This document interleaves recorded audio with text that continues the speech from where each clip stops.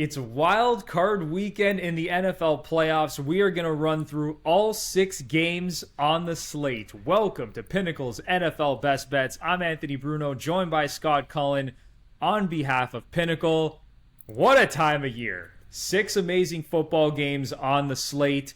Scott has been on fire to close out the season. 8 wins, 1 loss, 1 push over his last 10 best bets.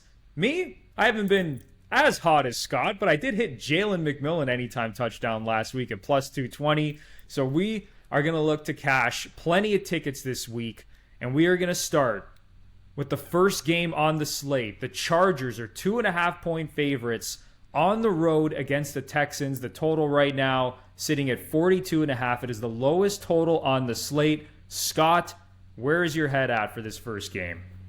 Well, my head is that I can't believe we're in this position with the Texans. Coming into the year, there was a lot of hype around the Houston Texans and whether they could be a legitimate Super Bowl contender. And here they are with a home game in Wild Card Weekend, and they're underdogs. But I think they're justifiably underdogs. C.J. Stroud had such an amazing rookie season last year, and this year just hasn't been the same. He ranks 28th in adjusted EPA per play among quarterbacks, and he's going up against a Chargers defense that is very strong. And Justin Herbert ranked 12th in adjusted EPA per play. And, given the defense that the Chargers have, getting competent quarterback play, a strong running game with J.K. Dobbins, I'm leaning towards the Chargers here. And part of the reason for that is that the Texans, if you go through their schedule, it's like any of their wins are not against good teams. Anytime they play a team that's in the playoffs, they're dropping it. And so the fact that they're going to face a quality opponent here, I don't like this one for the Texans at all. Okay, so Scott, you don't have an official best bet in this game. I do. I am confident in the Chargers in this spot. This is going to be my first best bet of this show. It'll be Chargers minus 2.5, minus 121 at Pinnacle. You said it about the Texans. Like, if you just look at their entire body of work this year, they don't have any good wins outside of one. The only win against what I would consider a good football team this year was when they beat Buffalo back in week 5. And that is the only team they beat this season with a winning record. This team has not been trending in the right direction. I don't like how this offense has looked the second half of the season. We all know that the Texans' defense is good, but offensively, among all 14 playoff teams, you could say that they actually have the worst offense. 21st in EPA per play, 31st in success rate. So we are getting, in my opinion, the better quarterback, the better offense. I would say the better head coach with Jim Harbaugh. He is not going to be intimidated at all. I get it. The Chargers are on the road. You could say it's a difficult spot. But when you consider all of that and you're getting this Chargers team inside a field goal, I'm going to take that at minus 2.5, minus 121. Yeah, and the other point to make too is the Chargers have a massive scoring differential, right? They're up over plus 100, while the Texans gave up as many points as they scored this year. And so kind of just based on that, you can kind of see that the Chargers are the better team. And so you're asking for home field to kind of swing the whole difference for the Texans, and I don't see it. So, and obviously you don't either, Anthony. Yeah, we're rolling with the Bolts. All right, the next game on the slate is the Steelers on the road against the Ravens in an AFC North battle. The Ravens, 9.5-point favorites. The total right now sitting at 43.5. Scott, do you have a best bet in this game? I do have a best bet for this one. I'm taking the Ravens minus 9.5, minus 106 at Pinnacle, which is a nice price for that number as well. But look, there is certainly a world in which the Steelers turn this into an ugly slogfest and it ends up being a close game. But if you look at the way the Steelers offense has been running the past 4 weeks, as they've been losing game after game, and Russell Wilson, whatever kind of juice he added to them when he took over, that seems to have kind of faded away. And you compare that to the Ravens. I mean, Lamar Jackson doesn't seem like he's going to win MVP. It looks like Josh Allen is going to win it. But Jackson probably had his best statistical season this year. He's got 41 touchdown passes, only 4 interceptions, thrown over 4,000 yards. Obviously, he can run as well as any quarterback in the game. And he does that, and then he's got a running back in Derrick Henry who had over 2,000 yards from scrimmage. Like, to have those weapons on offense, I think this Ravens team is so much more powerful than the Steelers that, I could see the Ravens hanging 35 on them, and I don't know how the Steelers would get to 35 these days. So I think the Ravens will put up pretty good numbers and certainly cover the 9.5 point spread. I don't have a best bet on a side or total in this game. I do have one when it comes to player props, and I'll get to that in a second. But the data, everything in my head is telling me that the Ravens are going to smash the Steelers in this spot. As you mentioned, the Steelers' offense has looked terrible. Even George Pickens doesn't look quite right. Maybe that's a little bit of recency bias based on some of his latest performances. But the Ravens are just absolutely chugging on offense, on defense right now. Everything is telling me that they're going to blow out the Steelers, but I still have this gut feeling that this could be a slugfest. AFC North, we've seen Mike Tomlin so many times in these spots as an underdog figure out a way to cover the spread. It's just, I just don't want to get involved in this game looking at the spread. One injury of note is Zay Flowers on the Ravens side of things. It looks like he's not going to play in this game. He's obviously their number one wide receiver, but the Ravens still have plenty of weapons. So the best bet that I am looking at in this spot is actually a Mark Andrews anytime touchdown at plus 174. At the time of recording, this is easily the best price in market. I have seen this as low as plus 120, plus 125, plus 135. Pinnacle's offering plus 174. So Andrews has scored a touchdown in 6 straight games. He has 11 touchdowns over his last 12. And in that 12 games, 14 red zone targets. That's 6 more red zone targets than the next closest player on the Ravens, who is actually another tight end, Isaiah Likely. Lamar Jackson has been looking at Andrews in the red area. And listen, they're probably going to score a bunch of rushing touchdowns in this game with either Derrick Henry or Lamar Jackson.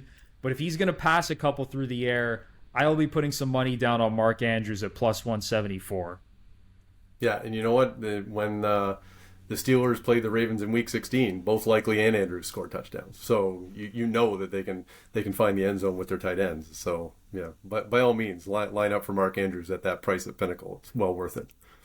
All right, moving on now. The final AFC wildcard matchup is the Buffalo Bills minus 8.5 point favorites at home against the Denver Broncos. The total at the time of recording sitting at 47.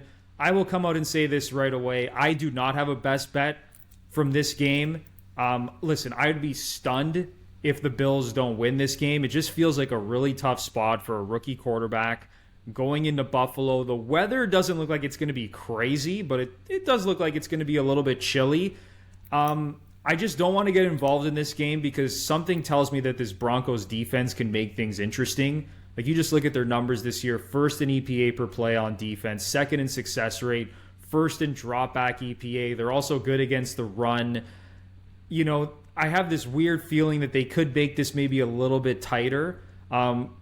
But also, like I said, a rookie quarterback on the road in Buffalo in his first career playoff game, it doesn't look like that's a great spot. Yeah. I'm staying away, Scott, but where's your head at for this game? Well, I don't have a best bet on the side or total for very much the same reasons. I mean, I think the Broncos defense gives them a chance, at least to hang in the game. But this is a tough spot for Bo Nix, as well as he has played as a rookie, to go into Buffalo and be going head-to-head against the heavy favorite to be league MVP in Josh Allen. I'm just not sure that they'll have enough. But I do have a best bet here, and it's related to Josh Allen, is I'm taking him over 231.5 passing yards. And all these points that you make about the Broncos defense are valid, right? They're first in EPA per play.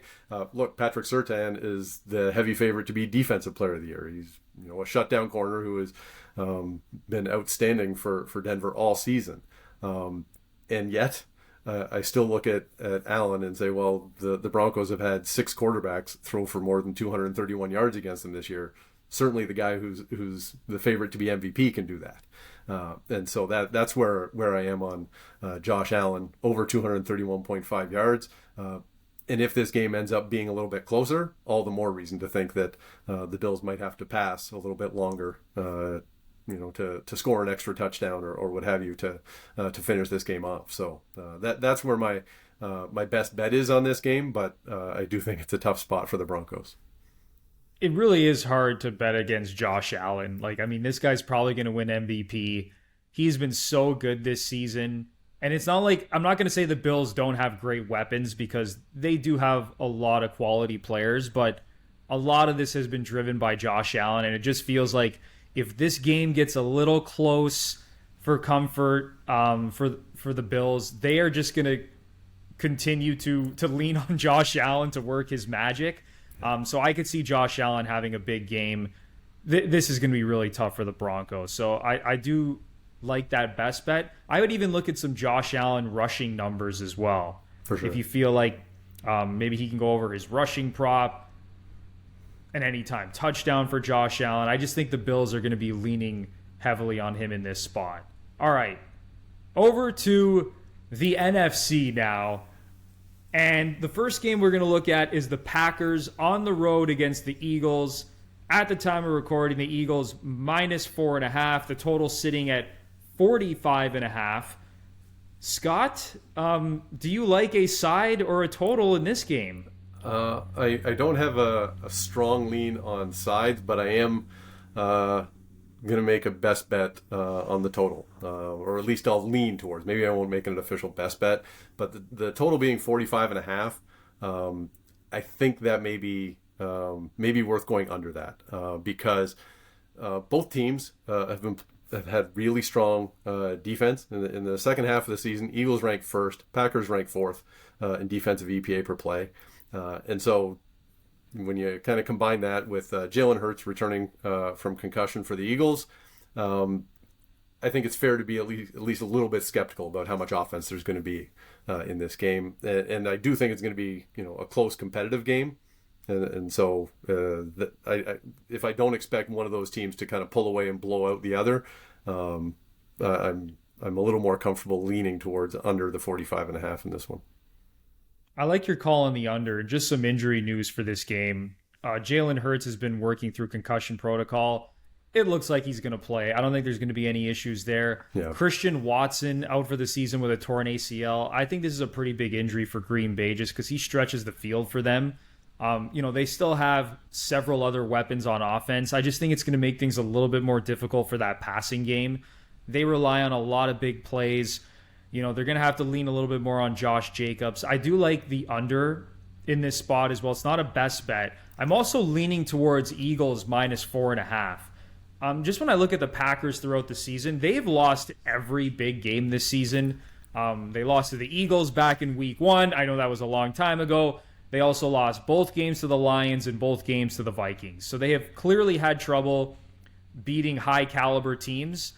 I think they're going to have more troubles in this spot on the road. So yeah, I'm leaning Eagles -4.5, but wouldn't consider it a best bet. All right, let's move on to the next matchup in the NFC. This is like the Anthony Bruno Bowl. I feel like I've been backing both of these teams all season. The Commanders, this has been a pro-Commanders podcast all season, but they are on the road against the Bucs. The Bucs are 3-point favorites. It is the highest total on the slate at 50.5. I have a lot of thoughts on this game, Scott, but I'll go to you first. Do you have a best bet in this game? I don't have a best bet, although, just my instinct would be to look at the over, because I don't think either team is particularly strong when they don't have the ball. But all I could think of when I saw this matchup, Anthony, is that Jane Daniels and Mike Evans are just there waiting for your pick. So I will send it back over to you. I appreciate it, Scott. I could probably go on for like 20 minutes about this game, but listen, I know I've been riding with the Commanders and Jaden Daniels most of the season, but not this week.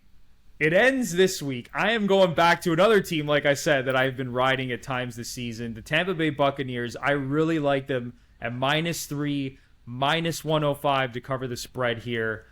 I do think that this game is going to be very high scoring.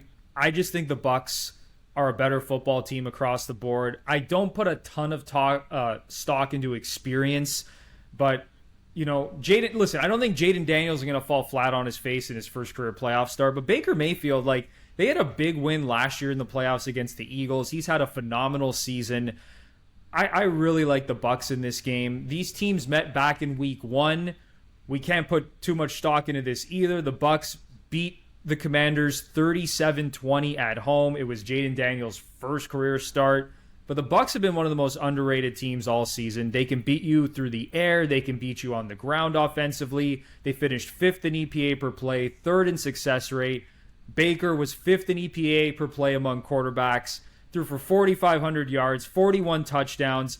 I think the Bucs' run defense can give Washington some problems in this spot, especially with Vita Vea. We know he's an absolute load in the middle. They finished 7th in rush EPA this year.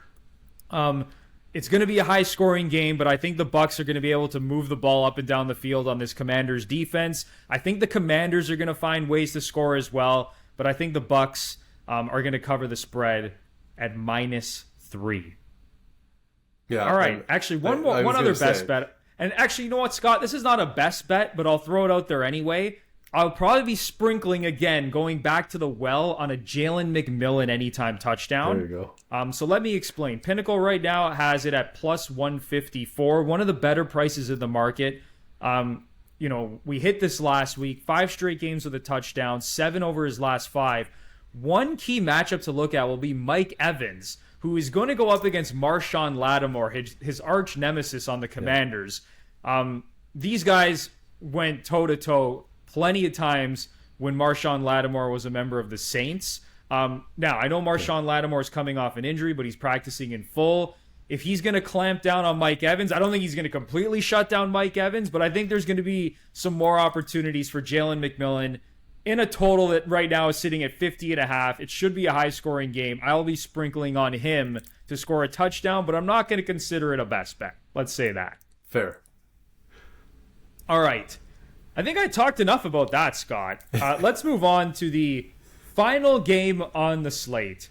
The Minnesota Vikings, after they were listen, I don't want to say they were completely blown out, because it was a close first half against the Lions in that battle for the top seed in the NFC. But now they are coming on the road against the Rams. They're 1-point favorites. This line at Pinnacle actually opened at Vikings -2.5. It's now Vikings -1.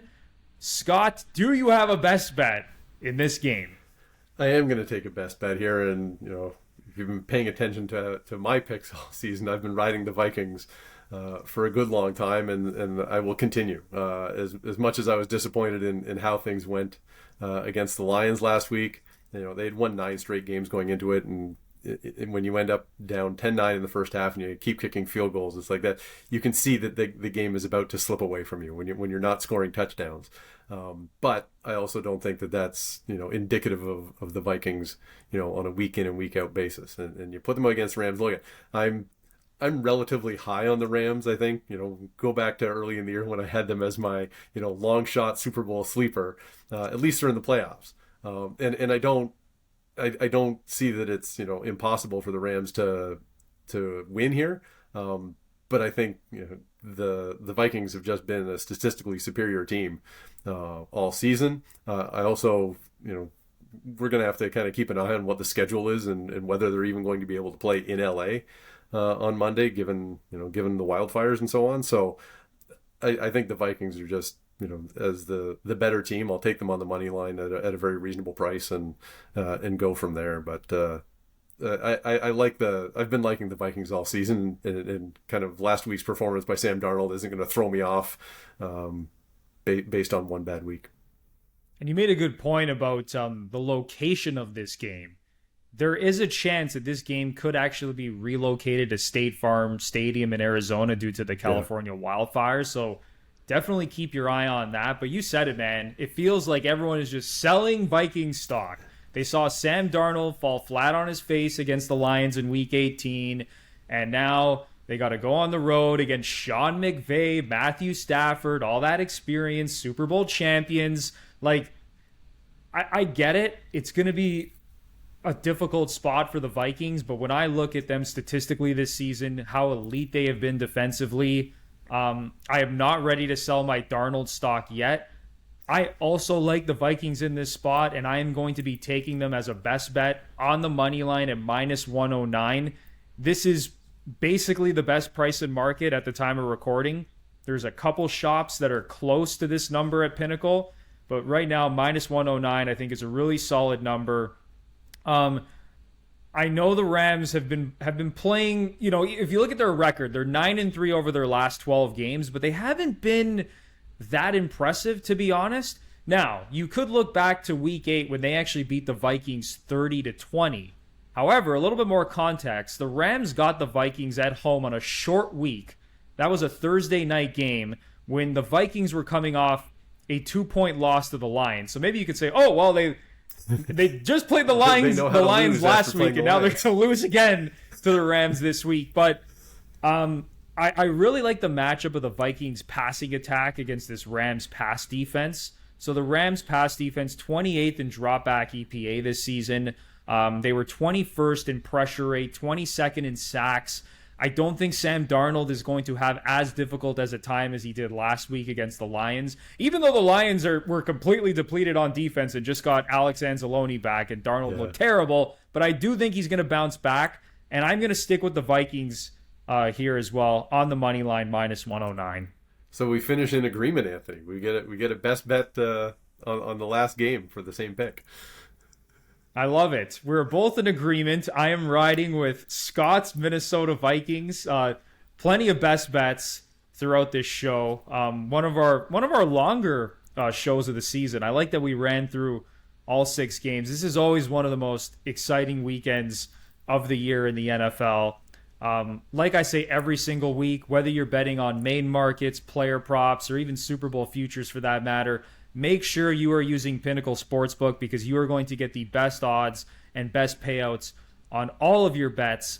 But that is going to do it. Best of luck with all your tickets on Wild Card Weekend. I hope it's a winning week for everybody. We will be back next week to break down the divisional round, but enjoy the football and remember to bet smart and bet Pinnacle.